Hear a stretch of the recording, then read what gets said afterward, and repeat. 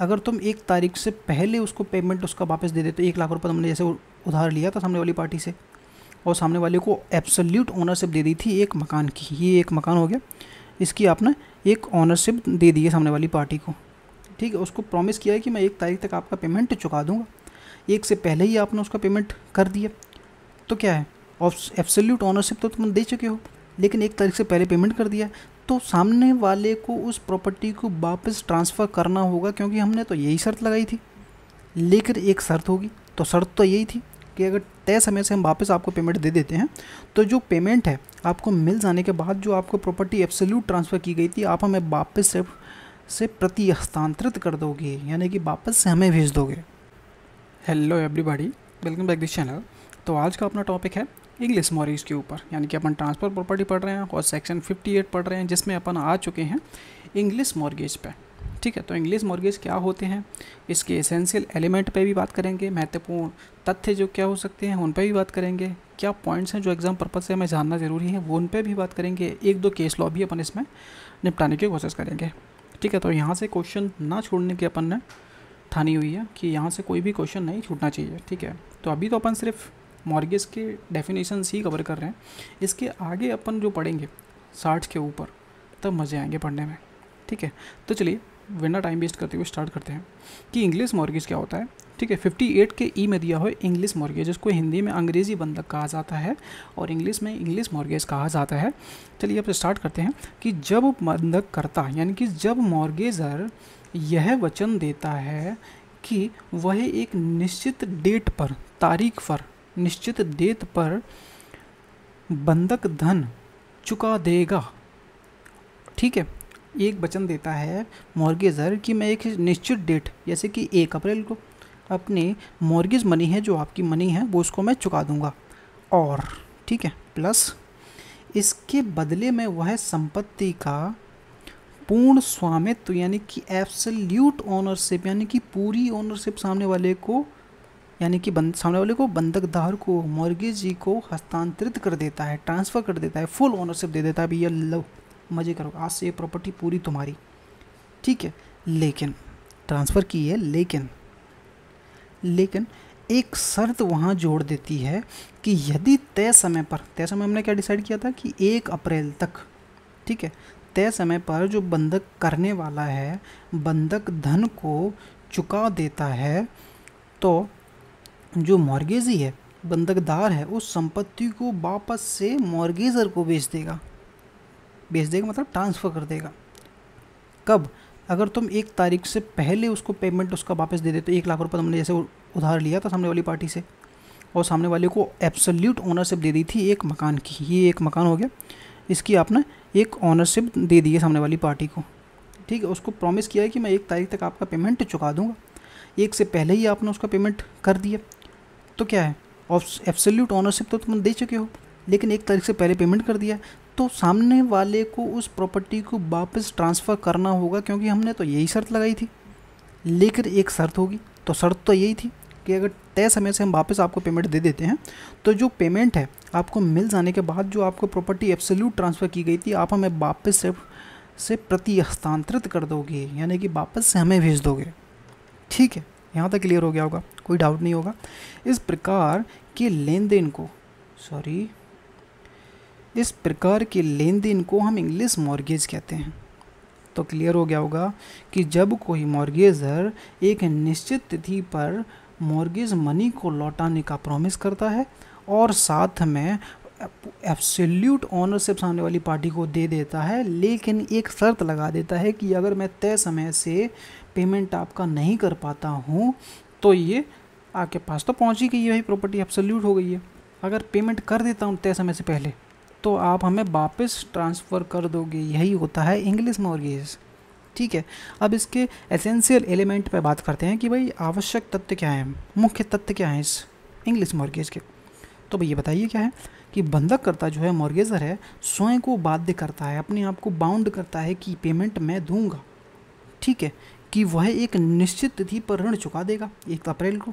ठीक है, अपने जैसे एग्जांपल में डाला है कि 1 अप्रैल को आप पेमेंट कर दोगे तो आपको वापस मिल जाएगी प्रॉपर्टी, नहीं करते हो तो चली गई। ठीक है, सेकंड हमारा क्या है आवश्यक तथ्य, बंधक संपत्ति पूर्ण एब्सोल्यूट ओनरशिप बंधकदार मॉर्गेजी को हस्तांतरित कर दी जाती है। पूर्ण, और इसमें याद रखना पूर्ण स्वामित्व जाता है भैया, एब्सोल्यूट, कोई भी लिमिटेड ओनरशिप ट्रांसफ़र नहीं हो रही है यहाँ पे, पूरा ओनरशिप ट्रांसफ़र होता है फुल एब्सोल्यूट, किसी प्रकार की रोक टोक के बिना।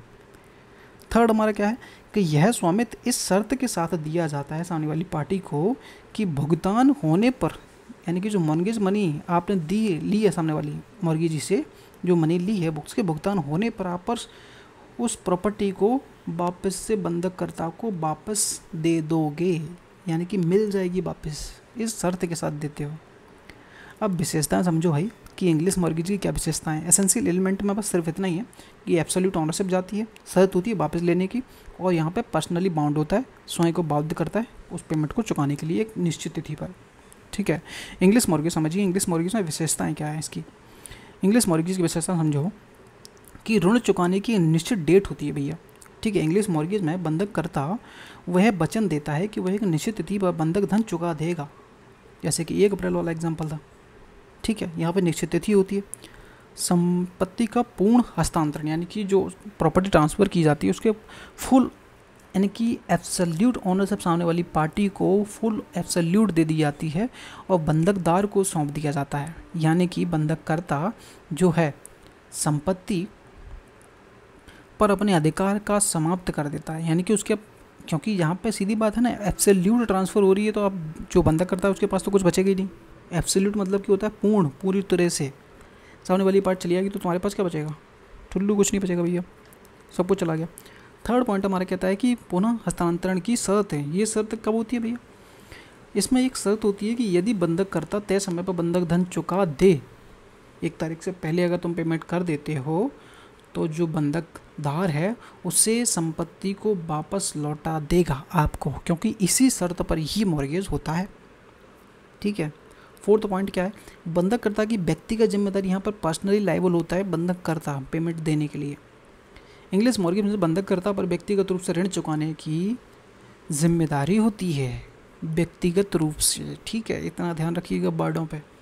यदि वह भुगतान नहीं कर पाता है तो बंधकदार कानूनी कार्यवाही कर सकता है। कौन, मॉर्गेजी।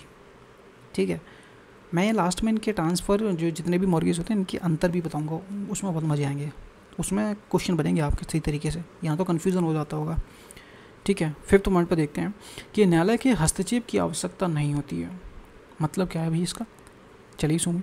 चूँकि संपत्ति का पूर्ण जो बंधक ग्राही स्वामित्व पूर्ण ओनरशिप है, बंधक ग्राही यानी कि मॉर्गेजी को मिल जाता है, इसलिए इस संपत्ति को बेचने के लिए न्यायालय की अनुमति लेने की आवश्यकता नहीं होती, क्योंकि यहाँ तो पूर्ण फुल एब्सोल्यूट ओनरशिप ट्रांसफ़र हो रही है सामने वाली पार्टी के पास, तो यहाँ पर कोर्ट को इन्वॉल्व करने की आवश्यकता नहीं होती है।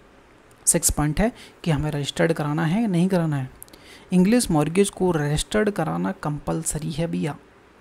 ठीक है, अंडरलाइन कर लीजिएगा। तो ये हमारा इंग्लिश मॉर्गेज यहाँ पर कंप्लीट होता है। अब इसके 1-2 केस लॉ भी देख लेते हैं कि भाई ये केस किस बारे में बात करते हैं। राम किंकर वर्सेस सत्यचरण, डेट आगे पीछे हो सकता है, ठीक है, थोड़ा कंफर्म कर लीजिएगा। मैं सिर्फ केस लॉ बता रहा हूँ आपको, क्योंकि इसका मैं कन्फ्यूज़न, किसी बुक में कुछ दिया है किसी बुक में कुछ दिया है, तो आगे पीछे होता रहता है। ठीक है, प्रीवी काउंसिल के फैसला दिया गया था कि इंग्लिश मॉर्गेज में फुल एब्सोल्यूट ट्रांसफ़र, एब्सोल्यूट पूर्ण स्वामित्व हस्तांतरण, यानी कि एब्सोल्यूट ट्रांसफ़र नहीं होता, एब्सोल्यूट ट्रांसफ़र नहीं है, ये कह रहा है प्रीवी काउंसिल। इस केसेस में कहा गया है कि ये एब्सोल्यूट ट्रांसफ़र नहीं होता है। क्यों नहीं होता है, क्योंकि इसमें रीट्रांसफ़र की शर्तें जुड़ी होती हैं कि तय समय पे वापस पेमेंट मिल जाता है तो आपको वापस भेजनी पड़ेगी, तो इसलिए एब्सोल्यूट ट्रांसफ़र क्या है ना, गलत होगा। ये राम किंकर वर्सेस सत्याचरण वाले केस में कहा गया था कि एब्सोल्यूट ट्रांसफ़र नहीं कहा जाएगा, क्योंकि इसमें एक शर्त जुड़ी होती है रीट्रांसफ़र करने की, इसलिए इसको एब्सोल्यूट ट्रांसफ़र कहना उचित नहीं होगा। ठीक है, बंधककर्ता मॉर्गेज और संपत्ति के सभी अधिकार नहीं छोड़ता, इसलिए यह पूर्ण बिक्री के समान नहीं माना जा सकता। तो ये एक केस लॉ था। सेकंड केस लॉ पर बात करते हैं कि भी प्रभाकरण वर्सेस अजहागिरी पिल्लई। इस केसेस में सुप्रीम कोर्ट ने स्पष्ट किया था कि इंग्लिश मॉर्गेज में संपूर्ण संपत्ति का एब्सोल्यूट ट्रांसफ़र नहीं होता है, बल्कि यह केवल एक सिक्योरिटी के रूप में होता है। वो तो बात सही है भैया। यहाँ पे प्रॉपर्टी को ट्रांसफ़र करने का मुख्य उद्देश्य क्या है? प्रॉपर्टी को सिक्योर करना, मनी को, सॉरी, जो मनी दी है आपने सामने वाली पार्टी को, उस मनी को सिक्योर करने के लिए हमने वो प्रॉपर्टी आपको एब्सोल्यूट ट्रांसफ़र करी थी।